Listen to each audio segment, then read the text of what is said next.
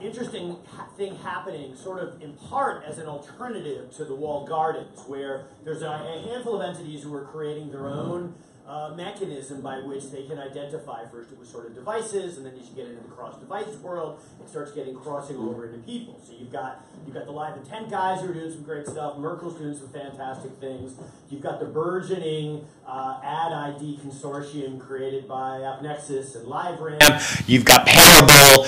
So you've got a whole host of companies who have sort of recognized that the cookie, finally, because we're 15 years in here, that the cookie might not be long for this world. And so there's sort of this attempt to get at the programmatic world as an alternative to the walled gardens. And so we're not necessarily here going to talk a ton about each individual offering, but rather I think what I wanted to do was to have a good conversation about what that identifier is going to look like, and what the characteristics are, and then how it is currently being used, and how these really smart people see it being utilized down the road. So we only have 30 minutes. I hope you guys don't mind. We're not even going to do introductions. Let's just jump in. What do you say?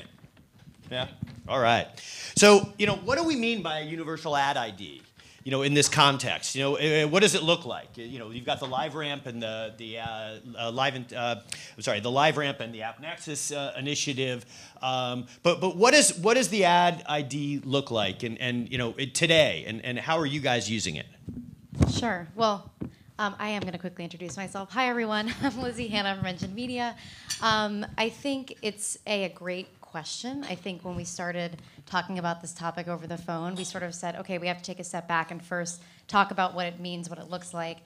Super exciting about the LiveRamp, AppNexus, and Media Math Consortium coming together.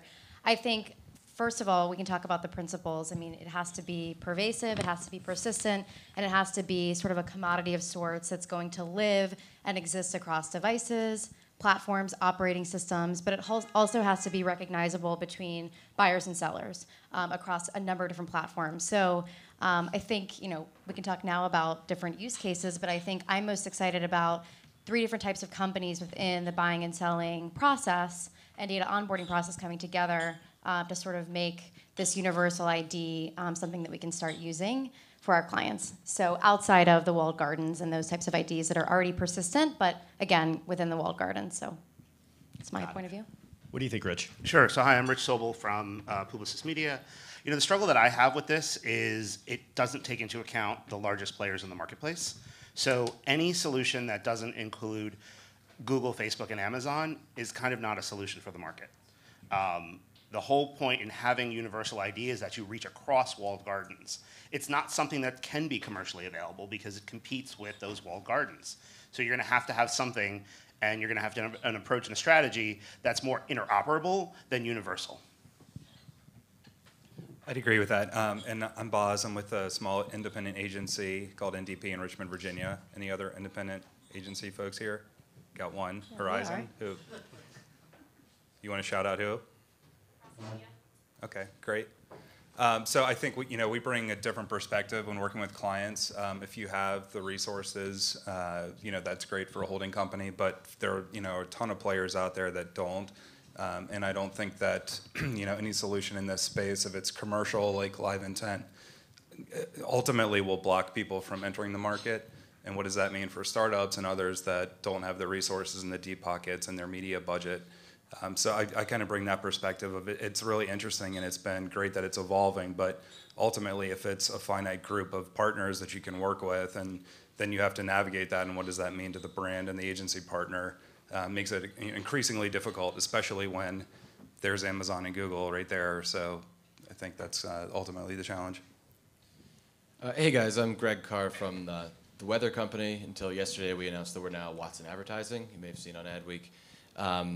So I'm representing Watson. What we're doing now with people-based marketing is pretty interesting. We're working with the LiveRamp partner to add a weather signal to the identity link graph. So we're adding sort of a non-PII. And so I think that's kind of an early stage. I'm happy to see, aside from the duopoly, us leftovers kind of coming together and simplifying, but also agree with Rich. There's got to be,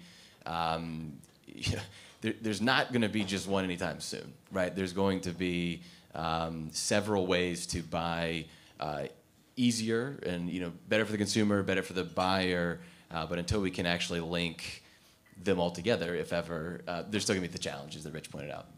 Yeah, I mean, look, it's not commercially reasonable to assume that people's proprietary understanding of a consumer is something that should be open source, right? And that's what this consortium is asking for, and that's just unreasonable. I don't think any brand should think that their perspective on a consumer should be something that other people have access to. And that's what an open source identity graph does, is it makes the understanding of a consumer universal, as opposed to what we just heard with the Motorola presentation. Understanding your consumer audience is exactly what you're trying to achieve, and that is your differentiator as a brand as you're trying to get through all of the thousands of signals in the market. But Rich, how does that differ from the old school direct marketing world, where everybody had a street address and a telephone number, and the Axioms of the world were able to look up that and find out all kinds of insights about who somebody was that way? I mean, was that bastardizing what the brand's insights were developing?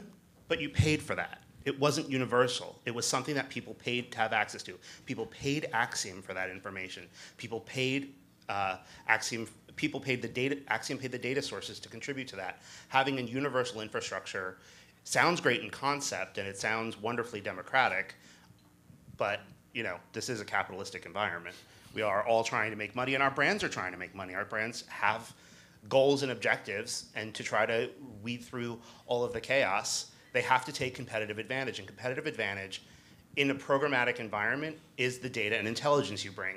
It isn't just the buying power. So the more data and intelligence you apply, bringing that together is what actually creates the value for the consumer, right? That's where signal from noise comes out, and that's ultimately my struggle with this concept of a universal identity graph. It's a little too simple for the complexity of the marketplace. Concept, approach, something that should be more uniform. Protocol for integration is something that should be uniform. Protocol for understanding a consumer identity isn't something that necessarily should be uniform. So just to clarify, because I don't want to put words in your mouth, but you're saying, so de facto, a universal ad ID is going to create insurmountable intellectual property challenges. Well, I think it's going to create privacy challenges. Well, that I know, but we can get to privacy. I think we were talking intellectual property. Well, I'd the love to intellectual focus on property that. and the privacy are tied together. And anyone who's ever had a conversation with Google or Facebook or Amazon about their identity and their consumer identities will understand that privacy and intellectual property are intertwined. I actually disagree with that. I think that oftentimes in this industry, people will scream bloody murder, privacy. To talk a little bit about, because I think what you're saying is that this is a de facto intellectual property challenge, and then I would invite others to agree or disagree with that. Oh, yeah. I mean, I do think it's an intellectual property issue. And I think it's an intellectual property issue not just for Google, not just for Facebook, but for the brands themselves. Well, and I think that's, the universal ID as that common connection, that's, I guess, ultimately the point is, where's that going to go in 3 years? Is this really that much of a threat that Google and Facebook will see ad spend go elsewhere because now it's easier to onboard your first-party CRM data? You've got other options, like to the earlier point that we were talking about with disruptive creative. If you've got all the data in the world, but then because of this consortium, your options for actual creative is limited, then kind of what's that if it's all being benchmarked against everything equally? And you guys would, as agency representatives, I'm sure you felt the pain of just the scattered market of course, Google and Facebook are must-buys, but you have then sort of, in recent advancements have made that easier and easier. And so I think at least the forward progress of the openness and the agreement, it kind of as it stands now, we have general agreement across this consortium, which sort of implies mutual ownership of everyone else. So I think at least in principle, it's buy Google, buy Facebook, and then here's another easy universal ID that at least cleans up the market and reduces latency and makes it easier to buy and all that. So I think that at least it's a good forward progress. Yeah, I completely agree. I think as buyers, we want more options. So I think, although in theory the universal ID may have challenges and the consortium may not represent the end state of what we're all looking for, we need more options. I think we all want the marketplace to get better, and we certainly don't want it to shrink. So I think, again, to the extent that we see that this is successful, time will tell, but I think it's a step forward. I think we'll start to see more of it. And I think we are. It's just the universal concept is still being talked about within, the Adobes, the Amazons, the Googles, the Facebook, but we'll start to see more and more of this. But everyone has their own graph, even though we're all getting universal. So, Yeah. Right, and I think if you've got multiple graphs and multiple pieces, that's where interoperability instead of universality, if that's a word, I don't know. Instead of being universal, you're interoperable. That's more valuable, and having a data infrastructure as a brand, as a publisher, having the ability to interact with multiple graphs, that's more important than necessarily having into Adobe, into everyone else. That's where brands are going to be successful, is having that ability to interact as opposed to relying on a single approach. so portability over universality. Exactly. Yeah. So does anybody here think that the universal ad ID is going to cause a shift in media spend? And if so, how long is that going to take? I think it's kind of what I just said before, right? I don't know that there's going to be a major, major shift away from the big two. I think there's still going to be dollars flowing through there, but I think you're going to see more and more testing happening in these types of programmatic platforms. Universal ability is to understand media engagement everywhere, and that's something that walled gardens have been explicit about not wanting to help empower. So, Rich, you're hitting on some great things. I want to talk very specifically about some current implementation, and so what you guys are seeing, in the marketplace, and what are some of the challenges you guys are experiencing? What's been worked? What's worked really well? I think each of you had a couple of, I thought, interesting nuggets in our prep calls. I mentioned Jump ball, guys. I mentioned in my opener just sort of what we're doing is leveraging a universal ID to apply, the consortium, then you're signaling the Google, the Facebook, the Amazon, whatever else, and you have sort of at least a simple menu of options to buy. Continue to add signals, but you're buying scattered inventory, scattered audience. I'd agree with that. We're all working on the same ad servers. We all have the same technology. Of been working heavily in attribution this year with our analytics team. We specialize in healthcare, so that brings a whole host of challenges itself. Working with LiveRamp, I'll say, has not been the easiest as a smaller player. It's a serpentine organization, and trying to get PII through them appropriately. I just don't think that the data science teams are completely prepared for the marketplace.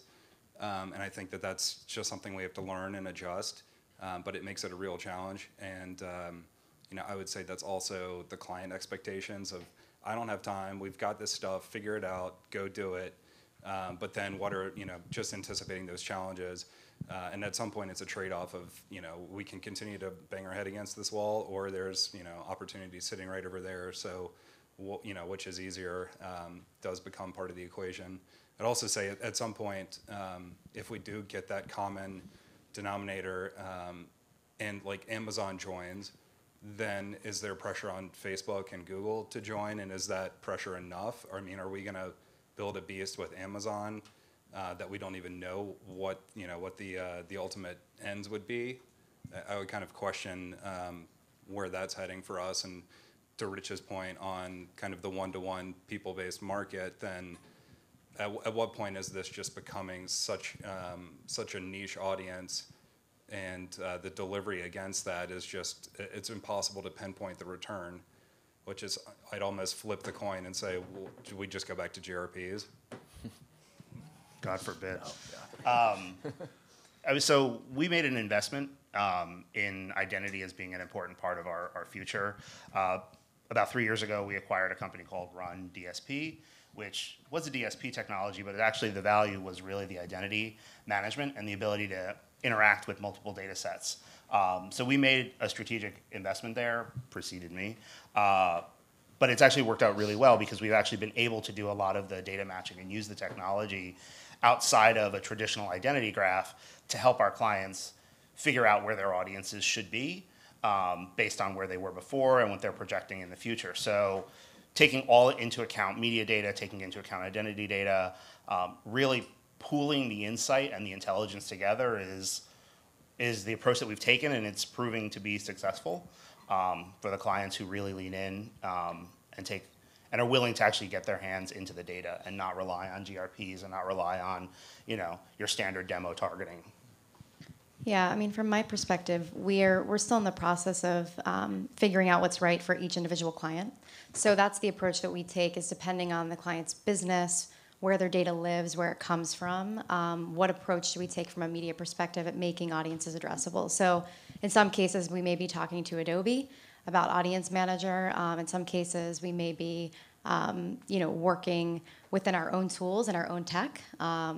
We are sort of a little bit further, or not further, a little bit behind where you are in terms of your investment, but we also have made an investment in tech, and we're in the process of building out a data asset that's going to look at data from media as well as data from a user base.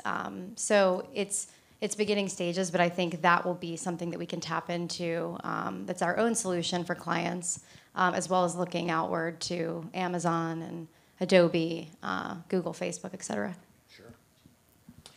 We've hit on this a little bit, but I'd love your guys' thoughts on how this is going to evolve over the next 3 to 5 years. Who's going to win? Although I'm sort of guessing, just based upon the first couple of responses, who you think is going to win. But who's going to win this, and then what does winning look like? And so, Lizzie, let's just start with you. Who's going to win this, and what does winning look like? I don't think you're going to have a slightly different tilt standpoint. So hopefully whatever happens is just provide. IDs are based off of an ad